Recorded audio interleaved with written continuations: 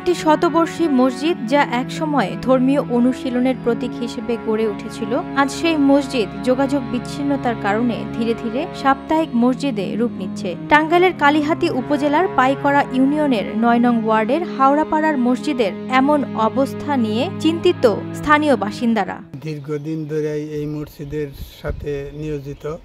আমি জন্মের পরেই দেখতেছি এই মসজিদটা এই অবস্থায় আছে। ৩-৪ গ্রামের মানুষ এই মসজিদে ছিল, এই জামাত ভক্ত ছিল এই মসজিদে। যেরকম এত ঘন মসজিদ ছিল না, তারপরে এই মসজিদের রাস্তাঘাট না থাকার কারণে পরপর আরও 2টা মসজিদ হয়ে গেছে। আমাদের এই মসজিদটা অবহেলিতভাবে পড়ে রয়েছে। মসজিদে পৌঁছানোর জন্য কোনো পাকা কিংবা কাঁচা রাস্তা নেই। মুসল্লিদের যাতায়াত করতে হয় কৃষি জমির ধার ধরে, যা বর্ষাকালে কাদা পানিতে একাকার হয়ে যায়। ফলে নামাজিদের পড়তে হয় নানামুখী দুর্ভোগে। বিশেষ করে বয়স্ক ও অসুস্থ মুসল্লিদের পক্ষে চলাচল প্রায় অসম্ভব হয়ে পড়ে। 40 এবং 50 বছর তাদের কন্টিনিউ যাতায়াত করা খুবই কষ্টসাধ্য, যা না বললেই নয়। বিশেষ করে বৃষ্টির দিনে এবং কি বর্ষাকালে প্রচুর সমস্যার সৃষ্টি হয়।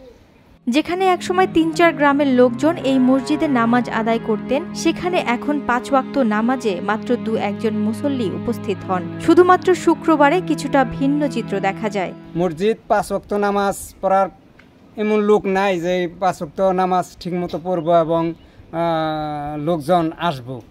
2-4 জন পরে আর মানুষ আসেই না এই পথের কারণে। স্থানীয়দের দাবি, হাওড়াপাড়া মসজিদে সহজে যাতায়াত নিশ্চিত করতে প্রয়োজন মাত্র 300 ফুট রাস্তা। এ দাবিটি দীর্ঘদিনের হলেও এখনো আলোর মুখ দেখেনি তারা।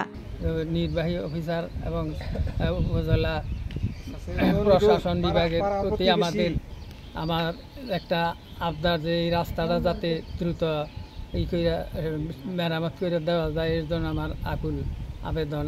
কালিহাতী উপজেলা নির্বাহী কর্মকর্তা মোহাম্মদ খায়রুল ইসলাম এই বিষয়টি আমলে নিয়েছেন। তিনি বলেন, তদন্ত করে যথাযথ ব্যবস্থা নেওয়া হবে।